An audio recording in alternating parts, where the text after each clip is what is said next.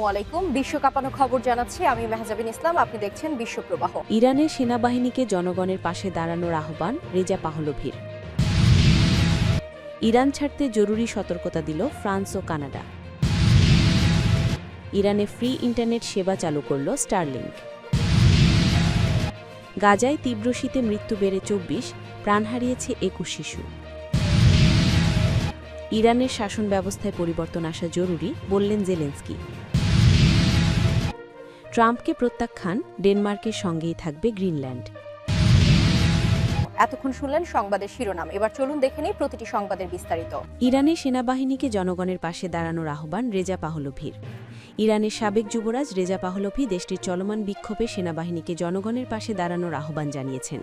তিনি বিক্ষোভকারীদের আন্দোলন চালিয়ে যাওয়ার অনুরোধ করেন এবং বলেন, আন্তর্জাতিক অঙ্গনে ইরানের পরিস্থিতি এখন শুধু আলোচনার বিষয় নয়, তা বাস্তব পদক্ষেপে রূপ নিচ্ছে।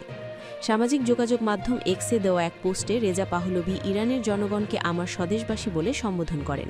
তিনি বলেন, বিশ্বের মানুষ ইরানের বিক্ষোভকারীদের সাহস দেখেছে এবং তাদের কণ্ঠ শুনেছে। তিনি বিক্ষোভকারীদের সতর্ক করে বলেন, কর্তৃপক্ষ যেন স্বাভাবিক জীবন ফিরে এসেছে এমন একটি ভ্রান্ত ধারণা, বাস্তব নয় এমন একটি চিত্র তৈরি করতে না পারে।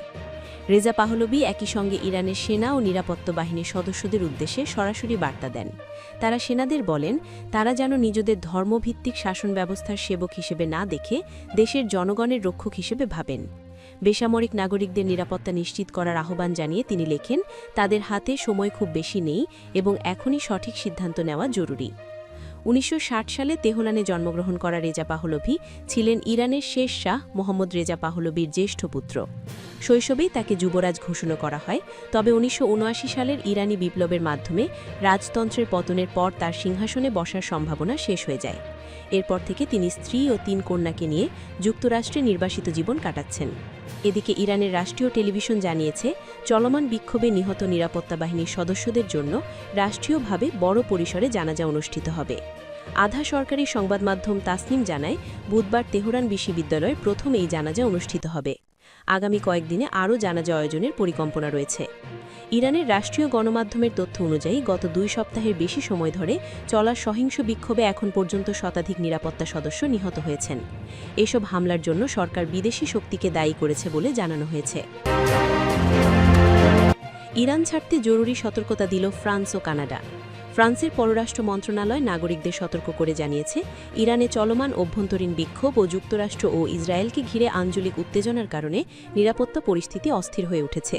এতে বিদেশিদের জন্য ঝুঁকি বেড়েছে। ইরানে অবস্থানরত নিজেদের নাগরিকদের অবিলম্বে দেশটি ছাড়তে বলেছে কানাডা। দেশ দুটির সরকার জানিয়েছে, ইরানের রাজনৈতিক ও নিরাপত্তা পরিস্থিতি দ্রুত অবনতির দিকে যাচ্ছে।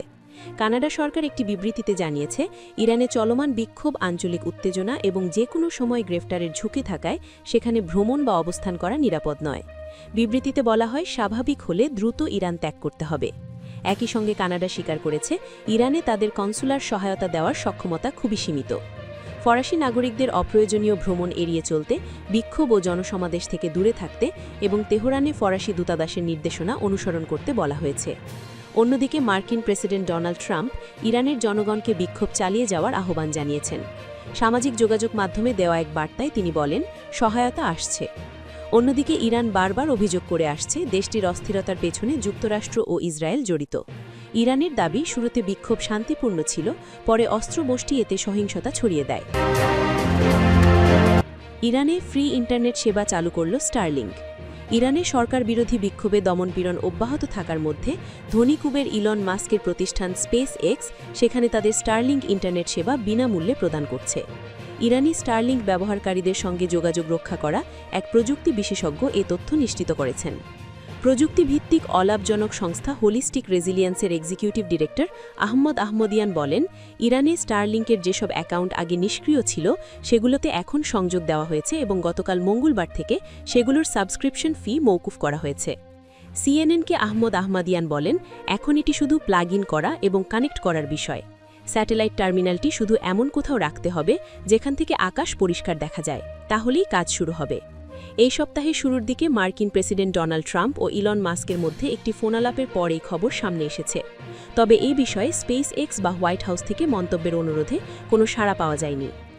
ইরানে কয়েকদিন ধরে সরকার ইন্টারনেট ব্যবহার করার সুযোগ বন্ধ করে রেখেছে।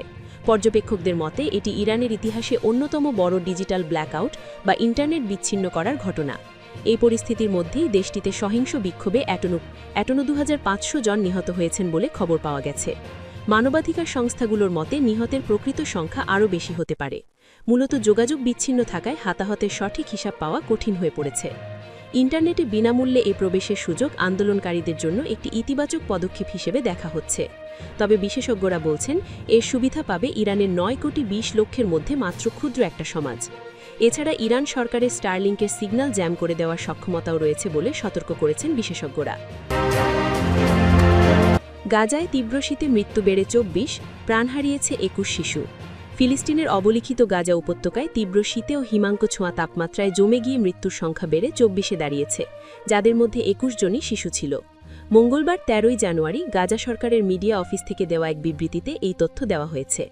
2023 সালের অক্টোবর থেকে শুরু হওয়া ইসরায়েলি আগ্রাসনের পর থেকে এখন পর্যন্ত এই প্রাণহানির ঘটনা ঘটেছে।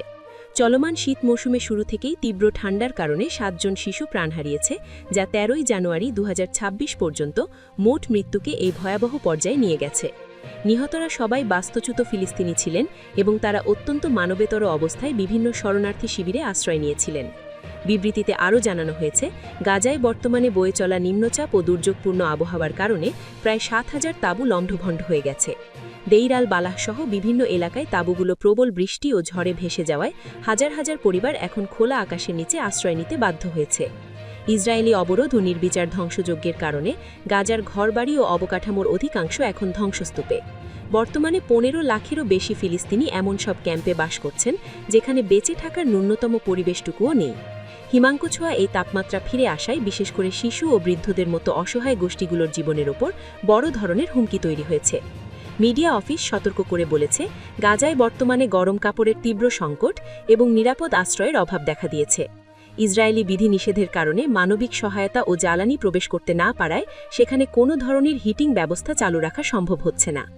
গাজা সরকার এই পরিস্থিতির জন্য সরাসরি ইসরায়েলকে দায়ী করেছে এবং এটাকে ধীরে ধীরে হত্যা, অনাহার ও জোরপূর্বক বাস্তুচ্যুতির একটি অংশ হিসেবে বর্ণনা করেছে।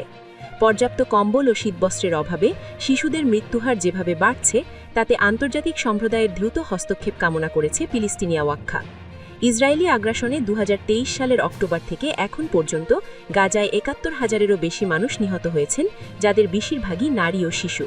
এছাড়া আহত হয়েছেন 1,71,000-এরও বেশি ফিলিস্তিনি। 10 অক্টোবর থেকে কার্যকর হওয়া একটি যুদ্ধবিরতি সত্ত্বেও ইসরায়েলি বাহিনী তাদের হামলা অব্যাহত রেখেছে বলে গাজা স্বাস্থ্য মন্ত্রণালয় অভিযোগ করেছে। যুদ্ধবিরতি শুরুর পর থেকেও নতুন করে 447 জন ফিলিস্তিনি নিহত এবং 1,246 জন আহত হয়েছেন। এই বিরূপ আবহাওয়ায় তৃণ সরবরাহ না স্বাভাবিক হলে সামনে আরও বড় ধরনের মানবিক বিপর্যয়ের আশঙ্কা করছে জাতিসংঘ ও বিভিন্ন আন্তর্জাতিক মানবাধিকার সংস্থা। ইরানের শাসন ব্যবস্থায় পরিবর্তন আসা জরুরি, জেলেনস্কি। ইরানে চলমান নজিরবিহীন সরকারবিরোধী বিক্ষোভ ও দমনপীড়নের প্রেক্ষাপটে ওয়াশিংটনের নেওয়া কঠোর অবস্থানের প্রতি জোরালো সমর্থন জানিয়েছেন ইউক্রেনের প্রেসিডেন্ট ভলোদিমির জেলেনস্কি। বুধবার 14 জানুয়ারি কাতার ভিত্তিক সংবাদ মাধ্যম আল জাজিরার এক প্রতিবেদনে বলা হয়েছে, সামাজিক যোগাযোগ মাধ্যমে পোস্ট করা একটি ভিডিও বার্তায় জেলেনস্কি ইরানের বর্তমান শাসন ব্যবস্থার পরিবর্তনের প্রয়োজনীয়তার উপর গুরুত্বারোপ করেন। তিনি বলেন, আমরা ইরানের বিষয়ে মার্কিন অবস্থানকে সমর্থন করি। যে শাসন ব্যবস্থা এত বছর ধরে টিকে আছে এবং এত মানুষকে হত্যা করেছে, সেটার পরিবর্তন হওয়া দরকার। মূলত ইউক্রেন যুদ্ধের রাশিয়ার অন্যতম প্রধান অস্ত্র সরবরাহকারী দেশ হিসেবে তেহরানের উপর আগে থেকেই ক্ষুব্ধ কিয়েভ, যা এই বার্তার মাধ্যমে আরও স্পষ্ট হল। ইউক্রেনের এই সমর্থন এমন এক সময়ে এলো যখন বিক্ষোভকারীদের উপর ইরান সরকারের প্রাণঘাতী অভিযানের প্রতিবাদে ইউরোপের বেশ কয়েকটি দেশ ইতিমধ্যে ইরানি রাষ্ট্রদূতদের তলব করে কড়া প্রতিবাদ জানিয়েছে। বর্তমান পরিস্থিতিতে তেহরানের সঙ্গে সকল কূটনৈতিক আলোচনা ও বৈঠক বাতিল করার ঘোষণা দিয়েছেন মার্কিন প্রেসিডেন্ট ডোনাল্ড ট্রাম্প। ট্রাম্প তার নিজস্ব মাধ্যম ট্রুথ সোশ্যালি স্পষ্ট করে দিয়েছেন যে যতক্ষণ পর্যন্ত ইরানি কর্তৃপক্ষ বিক্ষোভকারীদের ওপর এই নির্মম হত্যাকাণ্ড বন্ধ না করবে, ততক্ষণ পর্যন্ত কোনো স্তরের বৈঠক অনুষ্ঠিত হবে না। ওয়াশিংটনের এই অনমনীয় মনোভাবের সঙ্গে কিয়েভের একাত্মতা প্রকাশের ফলে ইরান এখন আন্তর্জাতিকভাবে আরও বেশি কোণঠাসা হয়ে পড়ার ঝুঁকিতে রয়েছে। বিক্ষোভকারীদের সরাসরি ইন্ধন যোগাতে ট্রাম্প তাদের প্রতি সরকারি প্রতিষ্ঠানগুলো নিজেদের দখলে নেওয়ার প্রকাশ্য আহ্বান জানিয়েছেন। গত মঙ্গলবার এক বার্তায় ট্রাম্প আন্দোলনকারীদের দেশপ্রেমিক আখ্যা দিয়ে আশ্বাস দেন যে সাহায্য আসছে। তিনি গত কয়েকদিন ধরে ইরানের উপর সরাসরি সামরিক হামলার নির্দেশ দেওয়ার বিষয়টিও গুরুত্বের সঙ্গে বিবেচনা করছেন বলে বিভিন্ন সূত্র দাবি করেছে। ট্রাম্পের এই বার্তার পর জেলেন্সকির সমর্থন মূলত ইরান ও রাশিয়ার সামরিক অক্ষের বিরুদ্ধে পশ্চিমা জোটের একটি সমন্বিত চাপের বহিঃপ্রকাশ হিসেবে দেখা হচ্ছে। ট্রাম্প আরও হুঁশিয়ারি দিয়েছেন যে যারা আন্দোলনকারীদের ওপর নির্যাতন চালাচ্ছে তাদের নাম সংগ্রহ করে রাখা হচ্ছে এবং ভবিষ্যতে তাদের এর জন্য চরম মূল্য দিতে হবে। বিশ্লেষকদের মতে জেলেন্সকি ইরানের পরিবর্তন চাওয়ার পেছনে বড় কারণ হল রাশিয়ার বিরুদ্ধে যুদ্ধে ইউক্রেনে ইরানি ড্রোন ও মিসাইলের ব্যবহার। তেহরানে বর্তমান শাসনের পতন বা পরিবর্তন ঘটলে রাশিয়ার যুদ্ধ সক্ষমতা বড় ধরনের ধাক্কা খাবে। এমন হিসাব থেকেই কিয়েভ এখন সরাসরি ইরানের অভ্যন্তরীণ বিদ্রোহকে সমর্থন দিচ্ছে। আন্তর্জাতিক এই মেরুকরণ ইরান সংকটকে কেবল একটি দেশের অভ্যন্তরীণ সমস্যা থেকে সরিয়ে বৈশ্বিক সংঘাতের কেন্দ্রবিন্দুতে পরিণত করছে। তেহরান অবশ্য শুরু থেকেই এই আন্দোলনকে বিদেশি ষড়যন্ত্র হিসেবে অভিহিত করে দাবি করছে যে যুক্তরাষ্ট্র ও তার মিত্ররা পরিকল্পিতভাবেই ইরানের সার্বভৌমত্ব নষ্ট করতে চাইছে। ট্রাম্পকে প্রত্যাখ্যান, ডেনমার্কের সঙ্গেই থাকবে গ্রিনল্যান্ড। যুক্তরাষ্ট্রের প্রেসিডেন্ট ডোনাল্ড ট্রাম্পের বারবার দখলে নেওয়ার হুমকির মুখেই ডেনমার্কের সঙ্গে থাকার কথা পুনর্ব্যক্ত করলেন গ্রিনল্যান্ডের প্রধানমন্ত্রী জেন্স ফ্রেডরিক নিলসেন।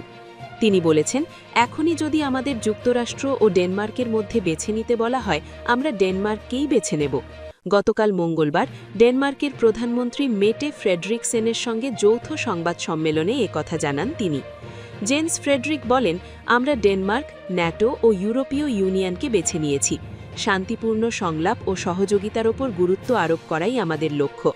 ডেনমার্কের প্রধানমন্ত্রী মেটে ফ্রেডরিকসেন বলেন, নিকটতম মিত্রের কাছ থেকে আসা এমন চাপ মোকাবেলা করা মোটেও সহজ নয়। এর আগে গত সোমবারও গ্রিনল্যান্ড সরকার ট্রাম্পের হুমকি প্রত্যাখ্যান করে বিবৃতি দিয়েছিল। ট্রাম্প প্রথম মেয়াদে ক্ষমতায় আসার পর গ্রিনল্যান্ড দখলের কথা উত্থাপন করেন। এরপর দ্বিতীয় মেয়াদে শপথ নেওয়ার পর থেকে এবং গত কয়েক সপ্তাহ ধরে এ বিষয়ে তার আগ্রহের কথা পুনর্ব্যক্ত করছেন। তিনি বলেছেন, যুক্তরাষ্ট্র যেভাবেই হোক দ্বীপটি দখল করবে। ট্রাম্পের সাম্প্রতিক হুমকি ভূ-রাজনৈতিক সংকটের জন্ম দিয়েছে, ন্যাটোর টিকে থাকা নিয়েও সন্দেহ তৈরি করেছে। গ্রিনল্যান্ডের পরিবারও নিরাপত্তা, পরিচয় ও ভবিষ্যৎ নিয়ে উদ্বেগের মধ্যে রয়েছে। তবে ট্রাম্পের বারবার দ্বীপটি দখলের হুমকির মুখে স্বায়ত্তশাসিত গ্রিনল্যান্ড সরকারের এই অবস্থানকে ওয়াশিংটনের প্রতি একটি শক্তিশালী প্রত্যাখ্যান হিসেবে দেখা হচ্ছে।